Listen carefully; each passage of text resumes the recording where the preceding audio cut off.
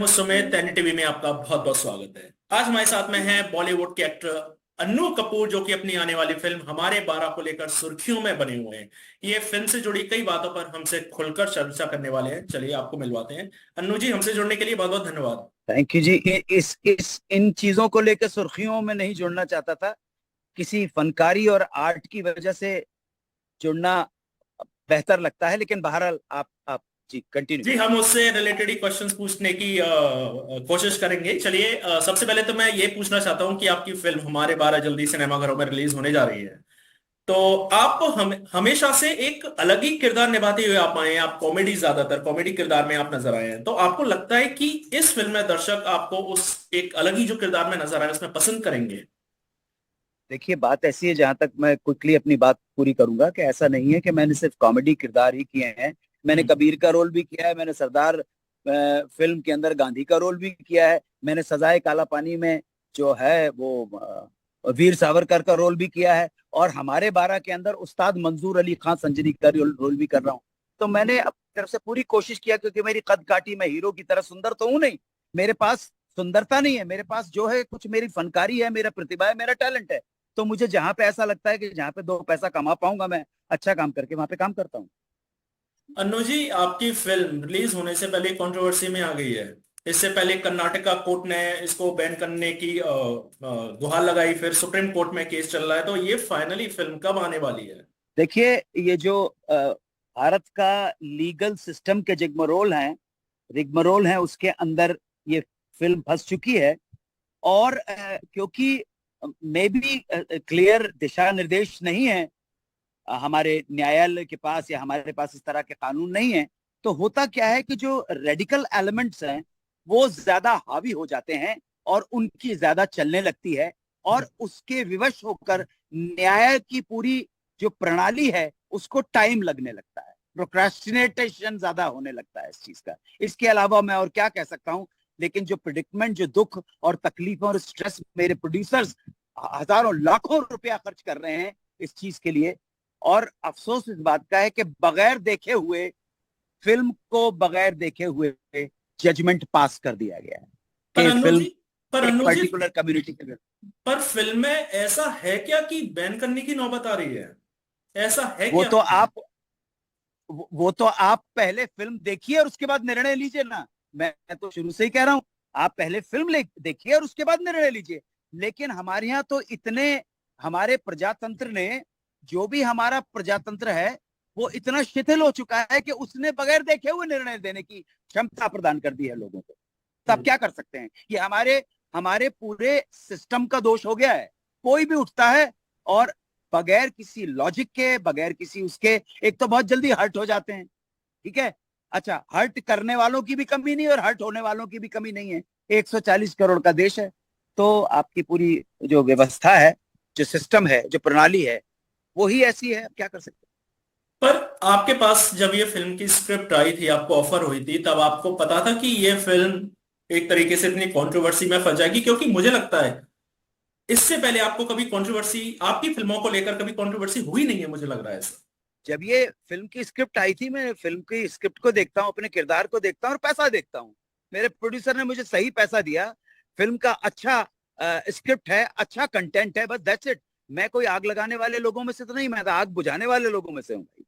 अगर मुझे ऐसा लगता कि कहीं भी किसी भी मौके के ऊपर ये कोई भड़काऊ चीज हो रही, तो मैं कभी इस चीज से जुड़ता ही नहीं। मैं ना तो किसी राजनीतिक पार्टी से मेरा जुड़ाव है, ना ही किसी धर्म से मेरा जुड़ाव है। मैं तो खुलेआम बोलता हूँ भाई, मैं नास्तिक हूँ, और मैं किसी राजनीति पार्टी या राजनीतिक विचारधारा से संबंध नहीं रखता हूँ। बात खत्म हो गई। मैं तो अपने काम को ईमानदारी, श्रद्धा और समर्पण के साथ करने पे विश्वास करता हूँ, बस दैट्स इट। मैं इसीलिए 42 साल से देखिए, कन्वेंशनल सेंस में आप ये देखिएगा ना, मेरी शक्ल है, ना सूरत है, ना पर्सनालिटी है, लेकिन फिर भी जो भी है, जो भी थोड़ा बहुत जो भी प्रतिभा है, उसके बल पे 42 साल गुजारी दी है ना, और उससे पहले 10 साल थिएटर के, तो 52 साल से किसी तरह से मैनेज कर रहा हूँ अपने घर को, अपने परिवार का जीवन यापन कर रहा हूँ। मरा नहीं हूँ, कोई चोरी नहीं की है मैंने। जी, अन्नू जी, आपके फैंस कहते हैं कि अन्नू कपूर ज्यादातर फिल्मों में एक्सपेरिमेंट करते नजर आते हैं। आपको एक्सपेरिमेंटल एक्टर कहा जाता है। इस बात से आप नहीं कितना नहीं नहीं, सहमत हैं? Beggars can't be choosers. आप ये मेरे, मैं अपने फैन से बोलना चाहता हूँ, विनम्र निवेदन करना चाहता हूँ कि बेगर्स कांट बी चूजर। हम तो गरीब निर्धन लोग हैं, हमारे पास चॉइस कुछ नहीं है। जो आ गया और जो ठीक ठाक है, जिसमें थोड़ा पैसा ठीक मिल गया, रोल ठीक मिल गया, हम कर लेते हैं भाई। हाँ, लेकिन हम तो पैसे के लिए काम करते हैं। पैसा ही मेरा सब कुछ है भाई, पैसे के लिए मैं काम करता हूँ। अगर सुनने वालों को पैसे के लिए काम नहीं करना तो अपना पैसा मुझे दे दें, लेकिन पैसे के लिए मैं चोरी नहीं करूंगा, पैसे के लिए मैं आपकी जेब नहीं काटूंगा, पैसे के लिए आपका गला नहीं घोटूंगा और अपने देश को नहीं बेचूंगा। लेकिन मैं तो पैसे के लिए काम करता हूँ, ये चार चीजें नहीं करूंगा, पैसे के लिए काम करता हूँ। आपको प्रॉब्लम क्या है? कोई एक्सपेरिमेंट नहीं है भाई, गरीब आदमी हूं मैं। कोई अन्नू जी एक्सपेरिमेंट, आप। एक्सपेरिमेंट बड़े बड़े स्टार करते हैं, जिनको करोड़ों 50 करोड़ लोग रुपए मिलते हैं ना, वो मैं, बेगर्स, अंग्रेजी में कहावत है, बेगर्स कांट बी चूजर्स। तो हमारे पास चॉइस जिंदगी ने दी नहीं है, जो मिल जाता है ठीक ठाक उसे निभाने की कोशिश करते अन्नू जी आप एक दशक से फिल्म इंडस्ट्री में काम कर रहे हैं, आप काफी कैरेक्टर्स कर चुके हैं, बट इन फ्यूचर एक एक्टर के मन में होता है कि मैं इस तरीके का किरदार निभाना चाहता हूँ, वो मुझे अभी तक ऑफर नहीं हुआ है। तो ऐसे कोई किरदार हैं जो आप इन फ्यूचर निभाना चाहते हैं? हैं। मैंने इन 42 साल में, मुझे जो भी छोटा 3,000 रुपए से लेके और ऑनवर्ड रकम का जो भी किरदार छोटा बड़ा मुझे दिया है, मैंने पूरी ईमानदारी, मेहनत और अपना बेस्ट देने की कोशिश की है। वो श्याम बेनेगल हो, गिरीश कर्नाड हो, मृणाल सेन हो, सत्यजीत रे हो, राहुल रवेल हो, शेखर कपूर हो, एन चंद्रा हो, सुजीत सरकार हो, कि ये इस हमारे 12 के डायरेक्टर कमल चंद्रा हो। मैं अपना बेस्ट करने पे बिलीव करता हूँ। और बाकी आपने पूछा कि क्या करने की इच्छा है, कोई करने की इच्छा नहीं है, अच्छे चैन से मर जाऊं मैं, बस उसी की जगह। Thank you very much. Annu कोई जी कोई इच्छा विच्छा नहीं। अन्नू जी काफी आज के इस टाइम पे काफी ट्रेंडिंग एक्टर्स हैं, मैं आलिया भट्ट की बात करूं, दीपिका की बात करूं, तो आपको लगता तो होगा कि मैं किस इस एक्ट्रेस के साथ अब स्क्रीन शेयर करना चाहता हूँ, वो कौन सी एक्ट्रेस है? सवाल थोड़ा देखो, सा मुश्किल है। नहीं नहीं, कोई मुश्किल सवाल नहीं, काहे का मुश्किल सवाल है? अरे बिल्कुल सर, इजी सवाल है। मैं विद ड्यू रिस्पेक्ट मैं आपसे निवेदन करना चाहता हूँ कि ना तो मैं फिल्में देखता हूँ, ना टीवी देखता हूँ, ना ओटीटी देखता हूँ, ना न्यूज चैनल देखता हूँ, ना न्यूज़पेपर पढ़ता हूँ। आपको मुझसे ज्यादा मूर्ख गधा पूरी फिल्म इंडस्ट्री में कोई नहीं मिलेगा। तो मैं तो जानता भी नहीं हूँ कि ये कौन है। बाकी बचा के मैंने आपसे कह चुका हूँ, निवेदन कर चुका हूँ। आपने जब पूछा किसके साथ काम करने की इच्छा है, नहीं नहीं, ऐसी कोई इच्छा नहीं है मेरी किसी के साथ। मेरी किसी के साथ पैसा लाओ और मेरे टर्म्स एंड कंडीशन के ऊपर अगर आप बात जम जाती है, ठीक है, तो मैं काम करूंगा जिसके साथ भी। हमको क्या काम करना? वो क्या किसी हीरोइन के साथ? अरे भाई, इन 42 साल 52 सालों में पता नहीं कितने आए कितने चले गए, लेकिन आज तक ये बदसूरत आदमी आपके सामने मौजूद है ना, तो कुछ तो होगा ना। ठीक है ना? और जब तक सांस चल रही है, बस यही कि काम करते रहें, किसी के ऊपर बोझ नहीं बने, ना अपने परिवार के ऊपर, ना अपने देश और समाज के ऊपर। अन्नू जी आपके पीछे ये व्यू काफी सुंदर लग रहा है, आई थिंक आप महेश्वर में अभी शूटिंग कर रहे हैं। जी तो इस जी। फिल्म से जुड़ी कुछ बातें बता दीजिए फैंस को, आप हमको। नहीं, अभी तो फिल्म परसों से ही शुरू हुई है। और इसमें मतलब हमारे 12 में उस्ताद मंजूर अली खान संजरी का रोल कर रहा था मैं। और इसमें मैं एक कमिटेड, एक गांव के एक शिक्षक हैं जिनका नाम है पंडित सत्य प्रकाश जोशी, उनका रोल कर रहा हूं। उस्ताद मंजूर अली खान संजरी का जब हमारे 12 में रोल किया है, तब भी उतनी ही मेहनत और डेडिकेशन और ईमानदारी के साथ किया है, और पंडित सत्य प्रकाश जोशी का भी रोल उतने ही मेहनत और ईमानदारी के साथ करता है। ये फिल्म कब आ रही है दर्शकों के बीच, कुछ फाइनल हुआ, कुछ रिलीज ये तो पे? कल परसों से स्टार्ट हुई है, एक हफ्ता पहले शूटिंग स्टार्ट।